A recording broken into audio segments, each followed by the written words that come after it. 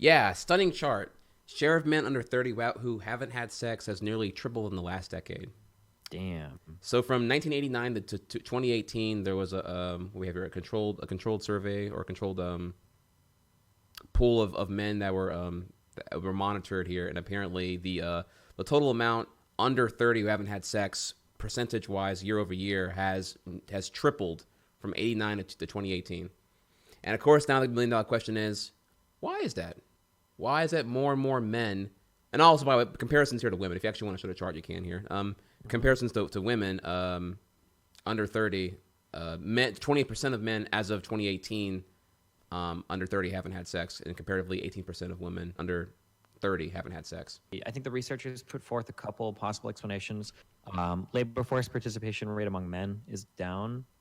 So there are a much greater percentage of men that stay at home for later in life than for women. Also, people getting married later and later supposedly is the reason why men are having less sex. So they'll tend to stay home with their parents more. Obviously, harder to bring over somebody to bang. And let's start on that first point there, though. The less men in the workforce, therefore less coworkers or less environments to engage with, like, I guess, women or whatever. That's a very valid point. I'm thinking about my IRL friends I still have after streaming so frequently now, and they're all coworkers. They're all coworkers of mine that became homies that we kind of like cemented our bonding over gaming. So if I hadn't been working regularly, it's a lot harder, I feel, to really make strong mutual friendships. Do you find that's the same case for you, or do you find that your IRL friends, if you have any, are I don't have friends, okay?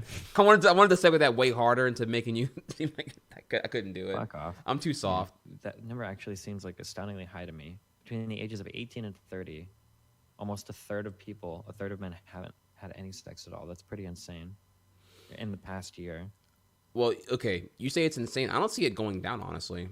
As I guess like the situation I feel like in Japan kind of like gives me like a precursor to what will probably happen in the USA, where every tangible component of relationship, whether it be like cuddling in bed or I guess like having a significant other like kind of listen to your problems, like kind of like a therapist, more like a private host.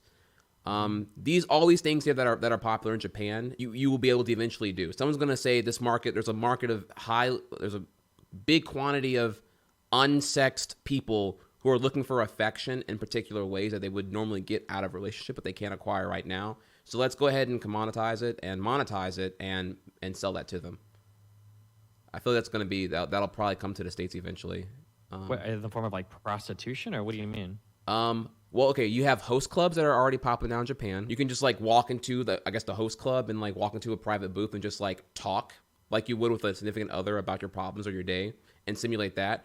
There are cafes where you can like do the cuddling thing, where you can cuddle in bed, you can snuggle with the girl in bed, or vice versa. The girl will sit there and you can just talk about your day, and she'll sit there and like use like Q-tips and pick your ear for you, or just like do like cute couple simulation things that you would do in bed.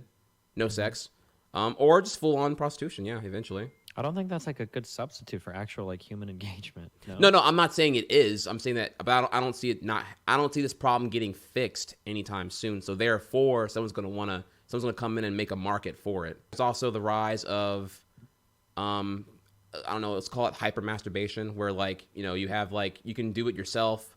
But then there's going to be like the VR porn's going to rise. The methods of masturbation are going to become more sophisticated, where it just gets closer and closer to simulating the real thing. That was another thing that authors put forward, not necessarily related to the porn thing, but that a lot of people are entertaining themselves with like computer games and whatnot these days. So they don't need sex as an alternative to recreation as much, since they've got computer games as well. Yeah, we didn't have immersive recreational activities, so we just like so back in the days they just fuck everything in sight. Yeah. Yeah. And now we're higher IQ, not as Neanderthal-esque. Something that I don't like is we measure.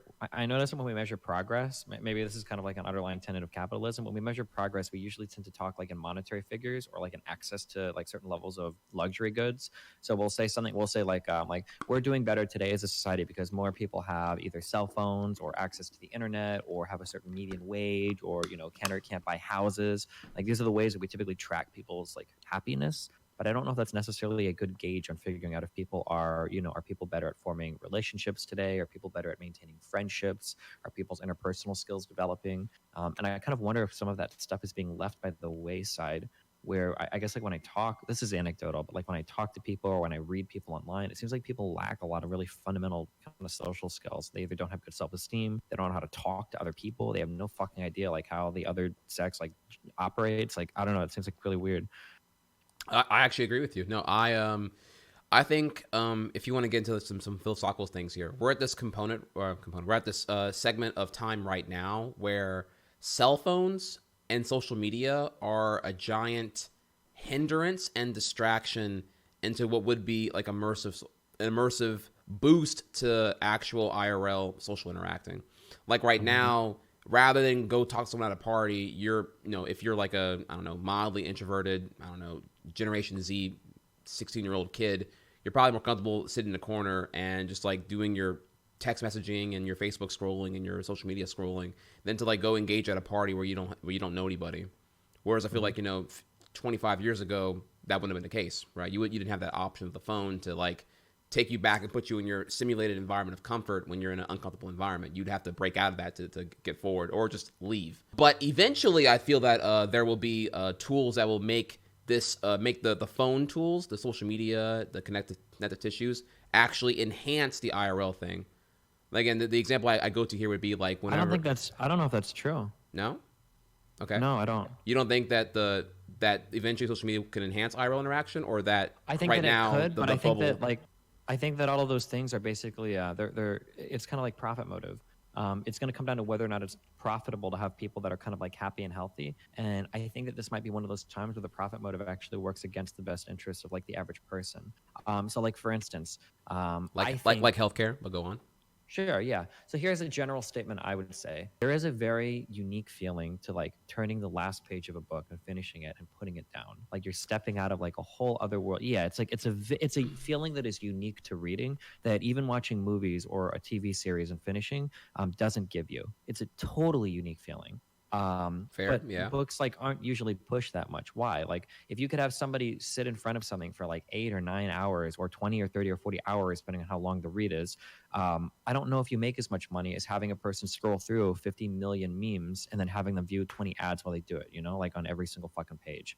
So like in these cases, you're not really being incentivized to provide like good, healthy, great content to people. You're being incentivized to like shit out low effort content over and over and over again.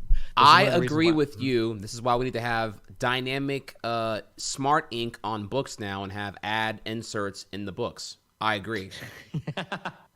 That's a late stage capitalism way to do it, I guess. Yeah. Hermione waves her wand, 15 times and makes a refreshing can of Coca-Cola appear before Harry Potter. He opens the can and the crisp wafting scent of the Coca-Cola, entices him to take a sip of his beverage before turning to Hagrid. Yeah. And then the e-ink would the words would scramble out and create like a monochrome image of Harry Potter drinking the Coke, and then goes back to the words again. Yeah. Like patent this shit, bro. This will make billions easily. Maybe, yeah. But no, I completely agree with your point here. What I'm forecasting here is that eventually, as a hypothetical example here, the one I'm most comfortable sharing, is that VR, like Google glasses, right? You would use not VR, AR. You would use augmented reality, and you'd be able to like I would be at a mall, for example, right? And I would see Steven walking out of GameStop, and I would be able to like immediately it would recognize your face. It would tell me your mutual interests. It would tell me what games you just recently purchased, and I would know that you went to GameStop and you just like if you have your information shareable, you just shared that you pre-ordered Borderlands 3. Well, I'm a Borderlands fan too, and we bond over that. I'd be able to engage conversation with you because I feel stronger about what our mutual overlap is with like. Yeah, it's a thing where you have to get lucky. You have to hope that there's money to be made out of making us more friendly with each other. And it seems like every case so far has not necessarily been that. Do you remember the original Facebook? Yeah, the Facebook with the article in it, yes. Yeah. Where it was college only and it was invite only. Yeah. Right? Yeah. That was sick. You had you could set up, I think, like meetings with people and shit, like events or whatever. And then you had friends and it was simplistic. It was streamlined. It was fucking amazing, right? It was awesome. And now, holy fuck, Facebook is a fucking, well, for me at least, I think it's a shit show. I No, hate going on no, Facebook. I agree. It's a shit show. I kind of wonder when you talk about like alternate reality shit, like I see it going like a similar way. Like maybe initially you have AR glasses and they tell you something about a friend and it's cool, but like it seems like what AR glasses basically allow you to do is superimpose It's even more called advertisements. augmented reality, not alternative reality. Okay, it's not some sci-fi movie original scriptment. Augmented reality. But eventually, right, you basically have the ability to shove ads like in every single conceivable place. Like that's what they would eventually be used for, right? And then routing you into places. Well, because like at the end of the day, a designer's goal is never going to be like, how can we make you the most happy? That's going to be like a byproduct of how can we extract the most revenue from you, right? It's going to be the question in any type of these systems. And that seems like it's had really bad impacts on people over the past, 20 or 30 years. You're scaring me, and you're doing a good job of turning me off of capitalism right now. Holy fuck. Yeah, fuck. All right. Anyway, capitalism is awesome. Fuck my lefties. If you're a commie in chat right now, get the fuck out of my goddamn chat. Getting tired of all you commie fuckers out there. Get them the fuck out. Well, okay. Well, one last point before we move on from this topic here. I didn't get to hear your take on this. Do you think it's going to get worse, or do you think it's going to remain stagnant, or it's going to get better? This trend of 28% of 18 to 30-year-old males having not had sex. I feel like it's going to get worse. I feel like I guess I agree. I feel like young men like don't really have good role models right now in society, it seems, and it's really sad because like the void is being filled by these like pseudo intellects like fucking Jordan Peterson and shit are like the ones like filling the void.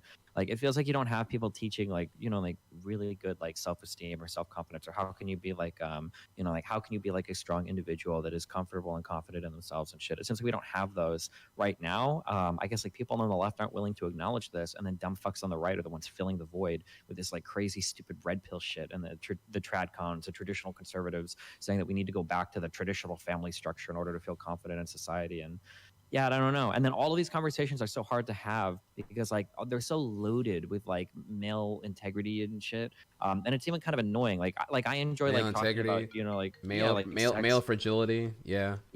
Like and people turn it into like games too. Like I enjoy talking about sex and I enjoy having sex and everything, but like even just talking about it, like people constantly brag about it, or they think it's a brag, or like they tie in like your value, right? Like if you're a man and you're not having sex, you're worthless. Yeah. Like, you literally measure your value with the number of women you fuck, and it's like, is that really a good way to do things? Dude, wait. I want to double underline that point right there, because that was literally my high school. Like it was like as Neanderthal and toxic as it may sound, in my high school in South Louisiana, it was how many bitches did you fuck this weekend and how many do you have total? I bet my number is higher than yours. I've smashed 40. How about you?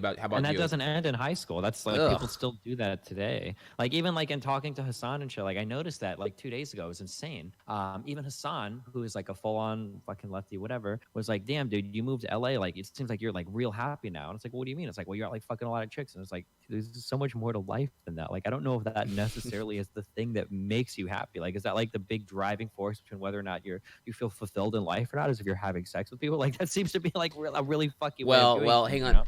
I will say this is a facade that is probably cemented by many who don't have sex. It's the what they can't have. I forget what the principle's called here, but like it's like if you're like all the people who are that feel when no girlfriend, feels bad man, sad man forever, alone forever.jpg, whatever it may be.